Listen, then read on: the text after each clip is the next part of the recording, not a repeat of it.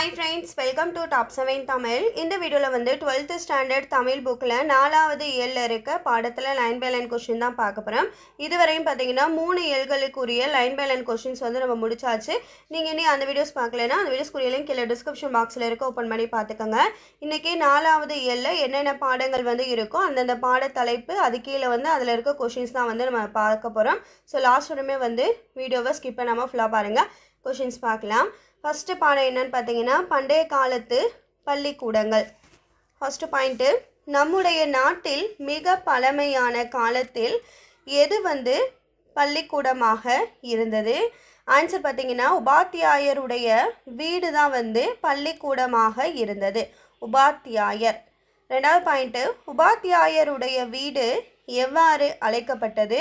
Answer குருகுலம். உபாத்தியாயருடைய வீடு வந்து குருகுலம் என்று அழைக்கப்பட்டது.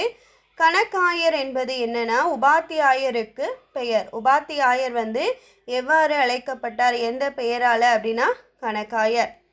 கணக்கு என்பது நூலினுடைய பெயர். நூலினுடைய பெயர் பழங்காலத்தில் கணக்கு என்ற சொல்லால் வந்து அழைக்கப்பட்டது.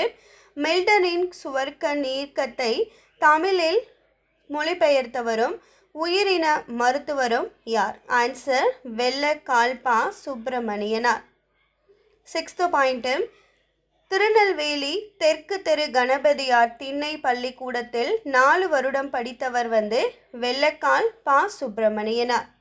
செவன்த் பாயிண்ட், வரலாற்று ஆய்வாளரும் தமிழறிஞருமான டாக்டர் மா ராசாமாணிக்கனார் யாரிடம் கல்வி கற்றார்? ஆன்சர் மௌன குருவிடம். நற்றிணை நூலின் உரையாசிரியர் யார்? ஆன்சர் பின்னத்தூர் நாராயணசாமி. பின்னத்தூர் அருகே உள்ள கிருஷ்ணபுரம் முத்துராம பாரதி திண்ணை பள்ளிக்கூடத்தில் இலவசமாக படித்தவர் யார்? ஆன்சர் பின்னத்தூர் நாராயணசாமி. சுப்பிரமணிய பாரதியினுடைய நண்பர் யார்? ஆன்சர் நாவலர் சோமசுந்தர பாரதியார். எட்டயபுரம் திண்ணை பள்ளிக்கூடத்தில் படித்தவர் நாவலர் சோமசுந்தர பாரதியார். சிலப்பதிகார உரையாசிரியர் யார்? ஆன்சர் வேங்கடசாமி. வல்லம் குருசாமி வாத்தியார் திண்ணை பள்ளியில் பயின்றவர் வந்து வேங்கடசாமி. மதுரை பல்கலைக்கழக துணைவேந்தராக இருந்தவர் டாக்டர் வாசுப மாணிக்கம். மகிபாலன்பட்டி நடேசனார் திண்ணை பள்ளிக்கூடத்தில் படித்தவர் வந்து டாக்டர் வாசுப மாணிக்கம். இரட்டை அர்த்தங்கள் மாண்டு போகவில்லை என்ற கட்டுரையின் ஆசிரியர் வந்து பேராசிரியர் ஆஹா பெருமாள். 17வது கொஸ்டின், பண்டைய காலத்து பள்ளிக்கூடங்கள் உரைநடையின் ஆசிரியர் வந்து உவே சாமிநாதர். பண்டைய காலத்து பள்ளிக்கூடங்கள் என்ற உரைநடையின் ஆசிரியர் உ.சவே சாமிநாதர். 18, மரத்தடியில் உள்ள திண்ணையின் பெயர் மன்றம் அல்லது அம்பலம் என அழைக்கப்பட்டது. பள்ளி எனும் சொல் ஜைன மடங்களுக்கும் பாடசாலைகளுக்கும் பொதுவான பெயராகும். ஜைன மடங்களுக்கும் பாடசாலைகளுக்கும் பொதுவான பெயர் வந்து பள்ளி. 20, வித்யாரம்பம் என்ற சொல்லின் பொருள் கல்வி தொடக்கம். வித்யாரம்பம் என்ற சொல்லின் பொருள் கல்வி தொடக்கம். உபாத்தியாயர் என்ற சொல்லின் பொருள் ஆசிரியர். உபாத்தியாயர்னா ஆசிரியர். குழி மாற்று என்ற சொல்லின் பொருள் பெருக்கல் வாய்ப்பாடு. பெருக்கல் வாய்ப்பாடினுடைய பழைய பெயர் வந்து குழி மாற்று. சீதாள பத்திரம் என்ற சொல்லின் பொருள் தலைமடல். நவத்வீபம் என்ற சொல்லின் பொருள் வங்காளத்தில் உள்ள ஒரு ஊர் தான் வந்து நவத்வீபம். கீழ் வாயிலக்கம் என்ற சொல்லின் பொருள் பின்ன எண்ணின் கீழிருக்கும் தொகை. மேல் வாயிலக்கம் என்பது பின்ன எண்ணினுடைய மேல் தொகை. வித்யாபியாசம் என்று செய்யும்போது குழந்தையின் வயது 5ஆம் பிராயத்தில், அதாவது 5 வயதில் வந்து படிக்கிறாங்க. உபாத்தியாயர் ஒன்றை சொல்வதை எவ்வாறு கூறுவர்? ஆன்சர் முறை வைப்ப. மை தடவி புத்தகத்தை வாசிக்க தொடங்குவதனால் அஷாபியாசத்தை எவ்வாறு சொல்வார்கள்? ஆன்சர் மையாடல் விழா. அஷ்ராபியாசத்தை வந்து மையாடல் விழா அப்படின்னு வந்து சொல்லுவாங்க. என்ன விழானா மை தடவி வந்து புத்தகத்தை வாசிக்க தொடங்குறது.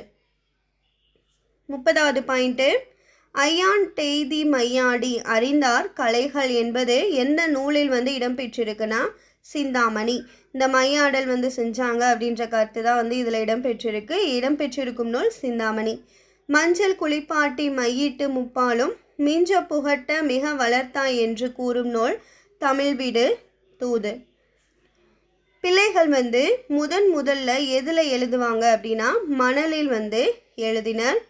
கொம்பு சுழி கோணாமல் கொண்ட பந்தி சாயாமல் அம்பு போல் கால்கள் அசையாமல் தம்பி எழுதினால் நன்மையுண்டு என்று கூறும் நூல் பழைய வெண்பா. 34வது பாயிண்ட்டு, அக்காலத்தில் எந்த நூல்கள் எல்லாம் பிள்ளைகளுக்கு பாடமாக இருக்கும்? ஆன்சர் தமிழில் நிகண்டு, நன்னூல், காரிகை, தண்டி அலங்காரம், நீதி நூல்கள். 35 அக்காலத்தில் கணிதத்தில் எவை மாணக்கர்களுக்கு பாடமாக இருந்தது? ஆன்சர் கீழ் வாயிலக்கம், மேல் வாயிலக்கம், குழிமாற்று. சிறுவர்கள் படிக்கும் அகராதி வரிசை பாடல்கள் எதுனா ஆத்திச்சூடி, கொன்றை வேந்தன். 37 அக்காலத்தில் போதித்த நீதி நூல்கள் என்னென்னா ஆத்திச்சூடி, கொன்றை வேந்தன், மூதுரை, நல்வழி. சுவடிகள் எதனால் செய்யப்பட்டது? ஆன்சர் ஓலை, பனையோடால் வந்து செய்யப்பட்டது. சுவடியில் எத்தனை துளைகள் இடுவர்? ஆன்சர் 1 அல்லது 2 துளை இடுவர். இரட்டை துளையுள்ள ஏடுகளில் ஒரு துளையில் செப்பு கம்பி அல்லது மூங்கிற் குச்சியை செருகி கட்டுவார்கள். அதற்கு எவ்வாறு பெயர்? ஆன்சர் நாராசம். எழுத்தாணியின் வகைகள் என்ன? அந்த ஓலைச்சுவடியில் எழுத பயன்படுவது தான் வந்து எழுத்தாணி. இந்த எழுத்தாணியினுடைய வகைகள் என்னென்னு பார்த்தீங்கன்னா மடக்கெழுத்தாணி, வாரெழுத்தாணி, குண்டெழுத்தாணி. ஒரு பக்கத்தில் 2 கத்தியும் ஒரு பக்கம் 2 எழுத்தாணியும் இருந்தன. இது மடக்கெழுத்தாணி. ஆசிரியர்கள் ஒவ்வொரு நாளும் அவர்களை தனித்தனியே ஏடுகளில் தாம் மேலே எழுதி அதை போல் எழுதி வர சொல்வார்கள். இதற்கு வந்து சட்டம் என்று பெயர். இப்போ ஹோம்ஒர்க் அப்படின்றது முன்னாடி சட்டம் என்று அழைக்கப்பட்டது. சுவடிகளை வைப்பதற்கும் எடுத்து செல்வதற்கும் உபயோகப்படுத்தும் கருவி வந்து தூக்கு என்று அழைக்கப்பட்டது. மிகச்சிறந்த நூற்பயிற்சி உடையவர்கள் அரசவைகளில் வாது புரிந்து தம் கல்வி திறமையை நிலைநாட்டுவர். அதன் பொருட்டு அவர்கள் கொடி கட்டி இருப்பார் என்று எந்த நூலில் கூறப்பட்டுள்ளது? ஆன்சர் மதுரை காஞ்சி. 46 வினாதல் வினாயை விடுத்தல் என்றிவை கடனா கொளினே மடனணி இகக்கும் வாதம் பற்றி கூறும் நூல் எது? ஆன்சர் நன்னூல். 47 அக்காலத்தில் காலையில் 5 மணிக்கு பள்ளிக்கு வர வேண்டும். அப்படி முதலில் வருவனினுடைய பெயர் வந்து வேந்தான் என்று அழைக்கப்பட்டாங்க. வந்தான் என்றால் மற்றவர்களை விட வேறான தனிப்பெருமை உடையவன் என்பது அதனுடைய பொருள். பிள்ளைகளுக்கு மணல்தான் ஸ்லேடு, பனையோடுதான் புத்தகம், எழுத்தாணியே பேனா என்று கூறியவர் உவேசா. என் ஒருவன் சாந்துணையும் கல்லாதவாறு என கூறும் நூல் திருக்குறள். ஒருவன் இறக்குமளவு படிக்க வேண்டும் என கூறியவர் திருவள்ளுவர். இல்லறம் நடத்தும் காலத்திலும் கூட பிற நாட்டிற்கு சென்று கல்வியை போதித்தும் கற்றும் வாதம் புரியும் காலம் ஓதர் பிரிவு என அழைக்கப்பட்டது. ஓதர் பிரிவின் காலம் வந்து 3 ஆண்டுகள். ஓதர் பிரிவு பற்றி கூறும் நூல் தொல்காப்பியம். தஞ்சாவூரில் இருந்த ஆகம சாஸ்திர பண்டிதராகிய யாரிடத்தில் பல அந்நிய தேசத்து மாணக்கர்கள் வந்து கல்வி பயின்றனர்? ஆன்சர் சர்வசிவ பண்டிதரிடம். ராஜராஜ சோழன் காலத்தில் தஞ்சையில் பொறிக்கப்பட்ட சாசனம் ஒன்றில் யாரை பற்றின குறிப்பு காணப்படுகிறது? ஆன்சர் சர்வசிவ பண்டிதர் பற்றி. தமிழ் கல்லூரியாகவும் வடமொழி கல்லூரியாகவும் விளங்கிய மடங்கள் திருவாடுதுறை மடம், தருமபுரம் மடம். உயிர் மீட்சி என்னும் தலைப்பில் தொகுக்கப்பட்ட இலக்கிய கட்டுரையை எழுதியவர் வந்து உவே சாமிநாதர். தமிழ் தாத்தா என்று அழைக்கப்பட்டவர் உவேசா. பழந்தமிழ் இலக்கியங்களை தேடி தேடி அச்சில் பதிப்பிக்க அரும்பாடுபட்டவர் வந்து உவேசா. மகா கோபாத்தியாய திராவிட வித்யாய பூஷணம் தாஷிநாத்தாய கலாநிதி போன்ற பட்டங்களை உவேசா வந்து பெற்றிருக்காரு.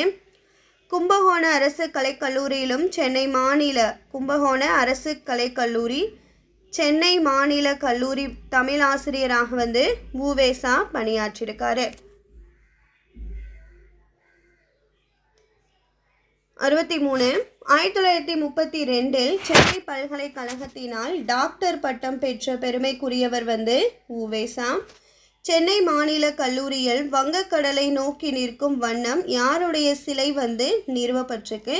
ஆன்சர் உவேசாவின் சிலை. உவேசா என்ற பெயரில் நூலகம் எங்கு திறக்கப்பட்டுள்ளது? ஆன்சர் சென்னை திருவான்மியூரில். அடுத்ததான் 4வது எல்ல 2வது பாடம். இதில் வெற்றி பெற பாடத்தில் இருக்க கொஷின்ஸ் தான் அடுத்து பார்க்க போகிறோம்.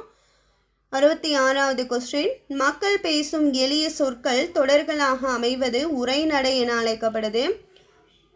எதுகை, மோனை, ஏய்பு, முரண், சந்தம் போன்ற யாப்பிலக்கண நெறிகளுக்கு உட்பட்டு அமைப்பது வந்து கவிதை. கண்வேறு கல்வி கண்வேறு, கற்றார் கவிநடையும் உரைநடையும் வேறு வேறு என்று கவிதை எழுதியவர் சுரதா. ஆக்கும் வரை நாமதனை அரிசி என்றும் ஆக்கிய பின் சோறென்றும் சொல்லுகின்றோம் என்ற கவிதை எழுதியவர் சுரதா. தேமாவும் புளிமாவும் மரத்தில் காய்க்கும், சீர்களிலும் அக்காய்கள் நன்கு காய்க்கும் என்று கவிதை எழுதியவர் சுரதா.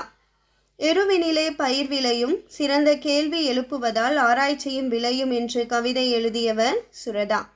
இதில் வெற்றி பெற என்ற கவிதையில் இடம்பெற்ற பாவகை என் சீர் களி நெடிலடி ஆசிரிய விருத்தம். 73 துறைமுகம் என்ற கவிதை தொகுப்பை எழுதியவர் சுரதா. உவமை கவிஞர் என்று அழைக்கப்படுபவர் சுரதா. சுரதாவின் இயற்பெயர் ராசகோபாலன்.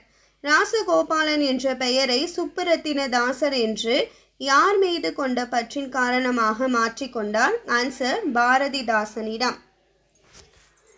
77வது பாயிண்ட்.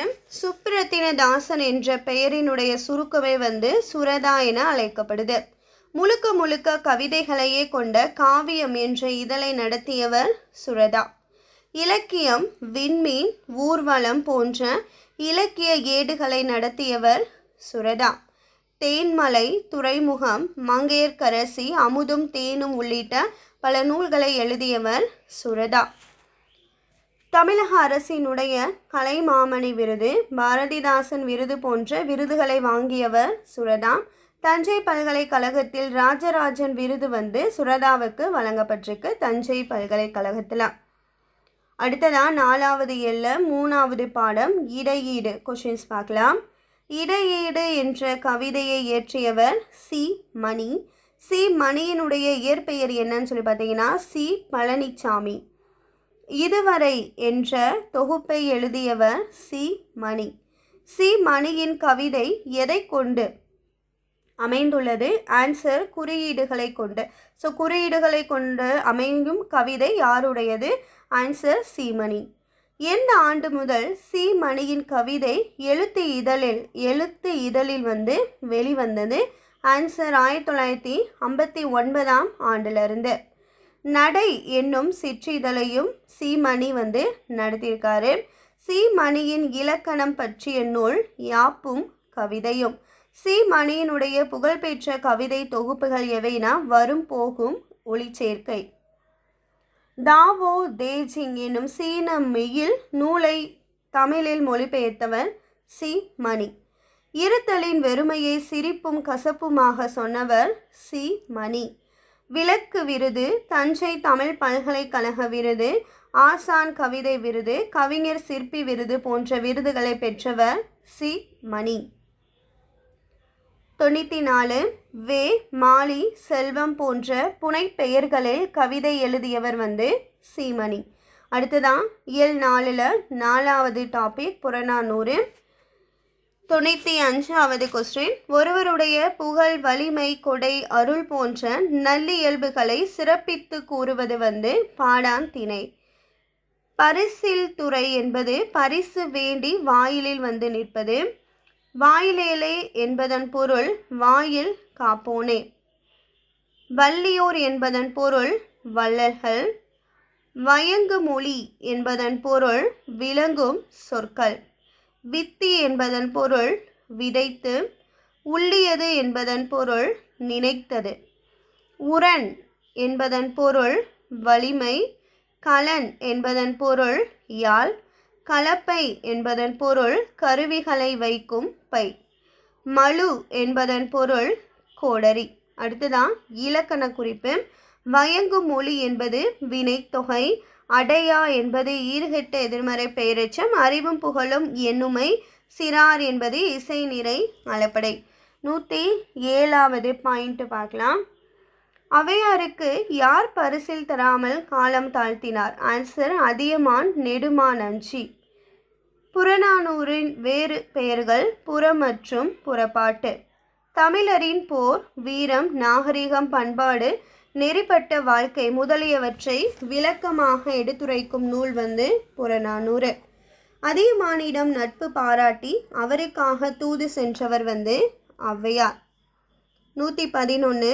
ஔவையார் பாடிய பாடல்கள் எத்தனை கிடைத்துள்ளது இதுவரையும் அப்படின்னு பார்த்தீங்கன்னா, அகநானூறில் 4 பாடல்கள், குறுந்தொகையில் 15 பாடல்கள், நற்றிணையில் 7 பாடல்கள், புறநானூறில் 33 பாடல்கள், மொத்தம் 59 பாடல்கள் கிடைச்சிருக்கு. ஸோ எந்தெந்த நூல்களில் எத்தனை பாடல்கள் அப்படின்றதையும் நோட் பண்ணிக்கோங்க, கேட்கலாம். அடுத்து 4வது எண்ணில் 5வது பாடம் பாதுகாப்பாய் ஒரு பயணம். கொஷின்ஸ் பார்க்கலாம். 112வது கொஸ்டின். படிக்கட்டின் மேல் எழுதப்பட்டிருந்த வாசகம் படியில் பயணம் நொடியில் மரணம். சாலை போக்குவரத்து உதவிக்கு தொலைபேசி எண் 103. உலகிலேயே அதிக சாலை போக்குவரத்து வசதிகளை கொண்ட 2வது பெரிய நாடு இந்தியா. இந்தியாவில் ஒரு ஆண்டில் எத்தனை விபத்துக்கள் நடக்குது? ஆன்சர் 5 லட்சம் விபத்துகள். இந்தியாவிலேயே மிக அதிகமான சாலை விபத்துகள் நடக்கும் மாநிலமாக திகழ்வது தமிழ்நாடு. மிகுதியான விபத்துக்கு காரணம் என்னன்னு பார்த்தீங்கன்னா, மனித தவறுகள் தான் சொல்லியிருக்காங்க. தமிழ்நாட்டில் நடைபெறும் மொத்த விபத்துகளில் எத்தனை விழுக்காடு இருசக்கர ஊர்திகளில் ஏற்படும் விபத்தாக இருக்குது? ஆன்சர் 35% விழுக்காடு. 35%. முதல் பன்னாட்டு சாலை அமைப்பு எங்கு நடைபெற்றது? ஆன்சர் பாரிஸ் நகரில் 1909 நடந்தது. 18 வயது நிறைவடையாத குழந்தைகளுக்கு ஊர்தி இயக்கினாலோ விபத்தினை ஏற்படுத்தினாலோ அக்குழந்தையினுடைய பெற்றோருக்கு வழங்கப்படும் தண்டனை என்ன அப்படின்னா 3 ஆண்டுகள் சிறை தண்டனை. ஓட்டுநர் உரிமம் இல்லாத ஊர்தியை இயக்கினால் தண்டனை வழங்கப்படுவது 5000 தண்டனையோ அல்லது 3 மாத சிறை தண்டனையோ அல்லது இரண்டுமே கொடுப்பாங்க. அபாயகரமான முறையில் ஊர்தியை ஓட்டினால் எவ்வளவு தண்டனை கொடுக்கப்படும்? எவ்வளவு இந்த எவ்வளவு ஃபைன் போடுவாங்கன்னா ரூபாய் 5000. மது குடித்துவிட்டு ஊர்தியை இயக்கினால் ரூபாய் 10,000. மிக வேகமாக ஊர்தியை இயக்கும் போது கட்ட வேண்டிய தொகை 5000. இருவருக்கு மேல் 2 சக்கர ஊர்தியில் பயணித்தால் எவ்வளவு அபராதம்? 2000 மற்றும் 3 மாதம் ஓட்டுநர் உரிமம் நீக்கப்படும். 126. தலைக்கவசம் அணியாமல் 2 சக்கர ஊர்தியை இயக்கினால் 1000 மற்றும் 3 மாத ஓட்டுநர் உரிமம் நீக்கப்படும். ஊர்திக்கு காப்பீடு இல்லாமல் இயக்கினால் 2000 தண்டனை தொகை கட்டணும். தண்டனை 2000 ரூபாய் ஃபைன் போடுவாங்க. இது பார்த்திங்கன்னா புக்கில் இருக்கிறது. ஸோ இது எல்லா பேத்துக்குமே தெரிஞ்சதுன்னா ஓரலாக ஒரு தடவை பார்த்துக்கோங்க. அடுத்து 4வது எல்ல இருக்க 5வது பாடம் 6வது பாடம் இயற்ற பழகலாம். சொல்லுதலை அடிப்படையாக கொண்டு தோன்றியது வெண்பா. வெண்பாவை வன்பா என்பர். வெண்பாவிற்கான தலை வெண்டலை. வெண்டலை என்பதன் எத்தனை வகைப்படும்? ஆன்சர் 2 வகைப்படும். ஒன்று எர்சீர் வெண்டலை, இன்னொன்று வெண்சீர் வெண்டலை. தலைத்தல் என்பதற்கு பொருள் கட்டுதல் அல்லது பிணித்தல். சீர்கள் வெண்டலையால் கட்டுக்குலையாதபடி ஆக்கப்படுவது வெண்பா என அழைக்கப்படுது. வெண்பாவிற்கான எளிய தலை இலக்கணம் மாமுன் நிறை, விலமுன் நேர் வருவது எர்சீர் வெண்டலை, காய்முன் நேர் வருவது வெண்சீர் வெண்டலை. மா விலம் இரண்டும் ஈரசை சீர்கள், அதாவது தேமா கருவிலம் அந்த மாதிரிலாம் சொல்லுவோம்ல. ஸோ இது ஈரசை சீர்கள். காய் என்று வருவது மூவசை சீர். மானா தேமா புளிமா, விலம்னா கருவிலம் கூவிலம், காய்னா கூவிலங்காய் கருவிலங்காய். 137 இரண்டடி வெண்பா வந்து குறள் வெண்பா, மூன்றடி வெண்பா நேரிசை இன்னிசை சிந்தியல் வெண்பா, நான்கடி வெண்பா என்பது நேரிசை வெண்பாகவும் இன்னிசை வெண்பாகவும் இருக்கும். 4 அடி முதல் 12 அடி வரை உடையது வந்து பக்ரோடை வெண்பா. 13 அடி அதற்கு மேல் அடிகள் வருவது கலிவெண்பா என அழைக்கப்படுது. Book back question. காவினம் கலனை சுருக்கினம் கலப்பை தொடரில் கலன் என்னும் சொல்லின் பொருள் என்ன? ஆன்சர் இசை கருவி. சுரதா நடத்திய கவிதை இதழ் வந்து காவியம். வேறு விண்வெளியில் இயங்குகின்ற வெண்மதியும் செங்கதிரும் முகிலும் வேறு. இத்தொடரில் தரும் முழுமையான பொருள் என்ன? Answer D. விண்வெளியில் உள்ள வெண்மதி செங்கதிர் முகில் அனைத்தும் வந்து வேறு வேறு அப்படின்றது. 145 சுவடியோடு பொருந்தாத ஒன்றை தேர்வு செய்க. ஆன்சர் கடிக்காய். மீதி வசம்பு, மணத்தக்காளி இலை சாறு, மாவிலை கறி இது எல்லாமே வந்து சுவடியோடு பொருந்துகிறது. பொருந்தாதது கடுக்காய். குளிமாற்று எந்த துறையோடு தொடர்புடைய சொல்? ஆன்சர் கணிதம். குளிமாற்று அப்படின்றது வந்து வாய்ப்பாடை தான் குளிமாற்று அப்படின்னு வந்து சொல்லுவாங்க. வாய்ப்பாடு கணிதத்தோடு தொடர்புடையது. அடுத்ததான் 147 பரிதிமார் கலைஞரை வியக்க வைத்தவர் மறைமலை அடிகள். பிறமொழி கலப்பின்றி எளிய தமிழ் சொற்களை கொண்டே பேசவும் எழுதவும் இயலும் என்று நடைமுறைப்படுத்தியவர் மறைமலை அடிகள். மறைமலை அடிகள் அவர்களினுடைய இயற்பெயர் சுவாமி வேதாச்சலம். ஞான சாகரம் 1902 நடத்தியவர் வந்து மறைமலை அடிகள். 151 ஓரியண்டல் மைஸ்டிக் மெய்னா, ஓசன் ஆஃப் விஸ்டம் முதலான இதழ்களை நடத்தியவர் வந்து மறைமலை அடிகள். முளைப்பாட்டு ஆராய்ச்சியுரை, பட்டினப்பாலை ஆராய்ச்சியுரை, சாகுந்தல நாடகம், மாணிக்க வாசகர் வரலாறும் காலம் முதலான நூல்களை வந்து மறைமலை அடிகள் வந்து எழுதியிருக்காரு. அடுத்ததான் இயல் 4 இருக்க நூலாசிரியர்கள் எக்ஸ்ட்ரா இருக்கிறது. நீங்களும் கவி பாடலாம் நூலின் ஆசிரியர் கீவா ஜெகநாதன். படைப்புக்கலை நூலின் ஆசிரியர் மு. சுந்தரமுத்து. சுதந்திரமுத்து சரிங்களா, சுந்தரமுத்துன்னு சொல்லிட்டேன், சுதந்திரமுத்து. துறைமுகம் ஆசிரியர் சுரதா. கவிஞர் வந்து கவிஞராக ஆசிரியர் ஆக்கி பரந்தாமனார். இதுவரை ஆசிரியர் சி. மணி. கலைச்சொற்கள் அரைவல்னா வருகை, டிபார்ச்சர்னா புறப்படு, கான்வேயர் பெல்ட்னா ஊர்திப்படை, டேக் ஆஃப்னா வானூர்தி கிளம்புதல், பாஸ்போர்ட்னா கடவுச்சீட்டு, விசானா நுழைவு இசைவு, டொமஸ்டிக் ஃப்ளைட்னா உள்நாட்டு வானூர்தி. அதாவது இது எல்லாமே பார்த்தீங்கன்னா 4வது இயல்னா 4வது இயலில் சம்மந்தமான அந்த கலைச்சொற்கள்.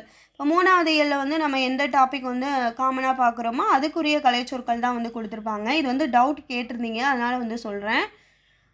அவ்வளோதான். இந்த வீடியோவில் வந்து நம்ம 12th ஸ்டாண்டர்ட் தமிழில் 4வது இயலில் இருக்க பாடத்தில் லைன் பை லைன் கொஷின்ஸ் தான் வந்து பார்த்தோம். இதே மாதிரி அடுத்த வீடியோவில் 5வது இயலில் இருக்க கொஷின்ஸ் பார்க்கலாம். நீங்கள் டெஸ்ட் எழுதி பார்க்கணும் அப்படின்னு நினச்சிங்கன்னா Top 7 தமிழ் வெப்சைட்டில் ஓப்பன் பண்ணி நீங்கள் டெஸ்ட் எழுதி பார்த்துக்கலாம். இந்த வீடியோக்கு இல்லை டிஸ்கிரிப்ஷனில் லிங்க் கொடுக்குறோம். அந்த லிங்க் வந்து டச் பண்ணிங்கன்னா டேரெக்டாக வந்து உங்களுக்கு நம்ம அந்த ஹோம் பேஜ் வந்து ஓப்பன் ஆயிரும். ஸோ நீங்கள் எந்த டாபிக் வந்து டெஸ்ட் எழுத விருப்பமோ அந்த டாபிக் வந்து டச் பண்ணி எழுதி பார்த்துக்குங்க. ஓகேங்களா? அடுத்த வீடியோவில் 4வது இயலில் இருக்க கொஷின்ஸ் பார்க்கலாம். இந்த வீடியோ வாட்ச் பண்ணதுக்கு தேங்க்யூ.